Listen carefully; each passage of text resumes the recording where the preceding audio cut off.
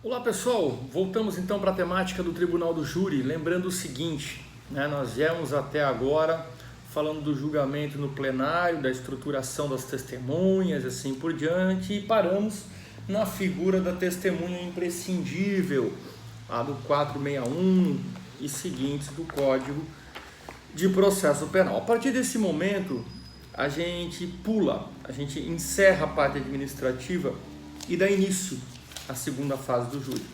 E quando nós damos início à segunda fase do júri, eu me coloco aqui para vocês no artigo 462 e seguintes do Código de Processo Penal. Pessoal, anota assim, tá? Uma das coisas que acontece muito mesmo nas provas de concurso e assim por diante, tá?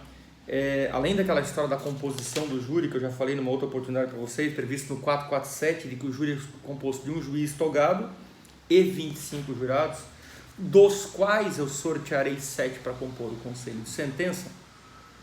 Então eu tenho aqui, pense, vamos raciocinar comigo, eu tinha uma urna com 300 a 700 nomes, esta urna acabou sendo sorteado 25 naquela audiência de 10 a 15 dias antes da sessão. Chegamos no dia da sessão, o juiz vai abrir a urna, verificar se existem 25. Se não existir 25, tem que ter no mínimo 15 para instalar a sessão. Isso é o que está no 462. E se não houver 15, ele não pode instalar a sessão, não haverá um número mínimo de jurados presentes.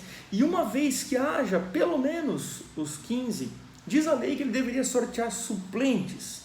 Não é bem o que acontece na prática, tá? Mas vamos imaginar que ele sortearia, a figura dos suplentes, porque daí o que vai acontecer? Se eu tenho, na verdade, 25, maravilha. Se eu tenho 24, 23, 22, 21, 20, 19, 18, 17, 16, 15, ainda dá. Tem a maioria das comarcas dos júris que eu participei, você não consegue ter os 25, e eu nunca vi sorteio de suplente na prática. Normalmente se reza para ter os 15 e instala a sessão com os 15. Uma vez feito isso, é anunciado o processo que será submetido a julgamento. Pensa, eu acabei de fazer a chamada dos 25, vi que estão ali entre 15 e 25, não pode ter mais 25 nem menos de 15. E aí então é anunciado o processo que será julgado. Antes de fazer o sorteio para compor os 7 e aí então para compor o conselho de sentença, o juiz ele faz uma análise e ele esclarece aos jurados duas situações importantíssimas. Primeiro, as questões ligadas a impedimentos, suspeições e incompatibilidades. Suspeição é amizade íntima ou inimizade capital. É subjetivo, é aquilo entre eu e você. Eu não gosto do réu, eu sou amigo íntimo da vítima. Impedimentos são critérios objetivos, previstos no 448. Não pode fazer parte dos 7 do conselho de sentença marido e mulher, ascendente e descendente, sogro e genro ou nora, irmão e cunhado durante o cunhadio enquanto cunhado, tio e sobrinho, padrasto, madrasto e enteado.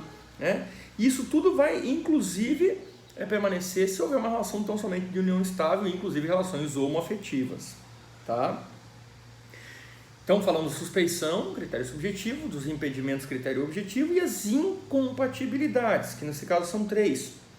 Se você tiver participado do julgamento anterior deste réu, imagine que ele foi submetido a um julgamento, o julgamento anterior foi anulado, você participou dele, e agora ele é submetido a novo julgamento e você vai ser jurado de novo. Não pode. Segundo, se havia, por exemplo, concurso de pessoas, 2 réus com processo desmembrado e você participou do primeiro júri, você não pode participar do co-réu. Então também é um impedimento. E se você se manifestou, seja pela absolvição, pela condenação, de qualquer forma, eu acho que coitado, tem que ser solto mesmo, ou tem que se ferrar, tem que ser condenado, não pode acontecer esse fato em si. Bom, por que eu estou falando disso? Porque o juiz vai usar isso no base no 466, vai explicar isso e vai passar para o sorteio dos jurados. O sorteio dos jurados está previsto no 467 e seguintes, e ele é muito interessante. Tem 2 pontos aqui que a gente precisa visualizar, daí na sequência vem a exortação, e eu explico como é que funciona o fechamento dessa parte. É o único momento do processo penal em que a defesa tem que se manifestar antes da acusação. Então é o momento em que o juiz chama o advogado e chama o promotor. Agora ele tem uma urna com apenas os presentes entre 15 e 25. Ele vai tirar um papel dessa urna e vai mostrar primeiro para mim. É o nome de um dos jurados. Se eu aceitar, ele pergunta ao promotor. Se o promotor aceitar, ele chama o jurado que vai sentar no conselho de sentença para ocupar as 7 cadeiras. Só que tanto eu quanto o promotor, nós podemos recusar 3 pessoas imotivadamente. Não tem motivo. Eu quero recusar os homens porque o júri e as mulheres são mais sensíveis. Eu quero recusar as mulheres porque a vítima do crime era uma mulher. Acabou. Só que além dessas 3 recusas imotivadas, quer dizer, se eu não aceito, não adianta nem passar para o promotor. Mas se eu aceito, o promotor pode avaliar e ele se recusar. E além das recusas imotivadas, que são 3 para cada um, existem as recusas motivadas. Professor, mas que recusas são essas? Suspeição, incompatibilidade e impedimento. Você é jurado e você não se manifestou, malandrão, ficou quieto. Tem amizade íntima ou inimizade, é incompatível, é impedido, está quietinho. Quando o seu nome for chamado, eu, Vossa Excelência, o promotor, recuso de maneira motivada. Eu vou ter que arguir a motivação. Se o juiz acolher, ele já fechou. Se ele não acolher a motivação, ele vai chamar o jurado, que vai ter direito a fazer uma defesa oral e dizer, não, o Rigueto está mentindo, o promotor está mentindo, eu não tenho parentesco nenhum, cabe a mim provar e ao juiz aceitar ou não a incompatibilidade, o impedimento ou a suspeição. Repito, não é imotivada para só depois começarem as motivadas. A motivada pode ser a primeira, a imotivada pode ser a segunda, a motivada pode ser a terceira, não interessa, tá? Em 17 anos advogando no crime, já perdi o número de júris que eu fiz, não lembro, mas de 17 anos fazendo júri, tá? O primeiro júri que eu utilizei recusas motivadas foi início de 2020, no caso do policial militar acusado de matar a esposa em Itapema. Foi o primeiro júri que eu usei recusa motivada, porque as pessoas, as vítimas, as mulheres, melhor dizendo, que eram sorteadas, eram vítimas de violência doméstica contra a mulher. Eu pesquisei isso. Então eu não podia ter uma vítima de violência doméstica contra a mulher sentada no banco dos jurados julgando um acusado de matar uma mulher, certo? Bom, esse é o primeiro ponto. O segundo ponto é que se nós formos recusando imotivadamente e motivadamente, e acontecer de não termos mais os 7 jurados, termos 6, isso se chama estouro de urna. Estourou a urna. Pessoal, se estourar a urna, o júri é remarcado. E aí vem um último detalhe. Rigueto, e quando tiverem 2 réus com 2 advogados diferentes? Quem faz as recusas pode ser feito por um único advogado em comum acordo, ou cada um faz a sua. E aí normalmente nesses casos ocorre o estouro de urna, porque é tanta recusa que não tem um número mínimo de jurados suficiente. Só que daí tem um detalhe. Às vezes é uma articulação na defesa para estourar a urna e ocorrer a cisão dos autos, a ponto de aquele advogado que deu causa ao estouro de urna vai prorrogar o júri dele. O outro permanece. Então imagine eu e o Krieger. Eu aceito ficar no júri, eu aceito a última testemunha, o último jurado, que comporia os 7, e o Krieger diz, não, eu não aceito.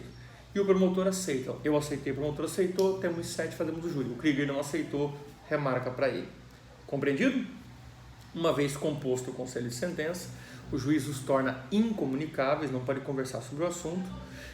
O juiz fará daí um negócio chamado exortação, pedirá que todos os jurados fiquem de pé e vai falar a seguinte frase: em nome da lei, concito-vos a examinar esta causa com imparcialidade e a proferir a vossa decisão de acordo com a vossa consciência e os ditames da justiça.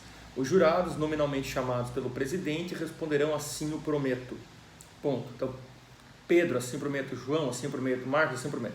Antes disso, inclusive, antes de torná-lo incomunicáveis, o juiz permite que eles comuniquem os familiares, para que os familiares tenham acesso à informação de que ele foi sorteado, de que ele não irá para casa, ou o patrão, inclusive, né? Todo mundo entrega os celulares para os oficiais de justiça, e aí, então, o jurado recebe uma cópia da decisão de pronúncia, das decisões dos recursos posteriores, recurso em sentido estrito, recurso especial, recurso extraordinário, bem como o relatório do processo. com isso tudo nas mãos, eles leem e aí vai iniciar a próxima fase, que é a instrução processual. Beleza? Se preparem então para a nossa próxima aula com a instrução processual. Boa aula para vocês e até daqui a pouco.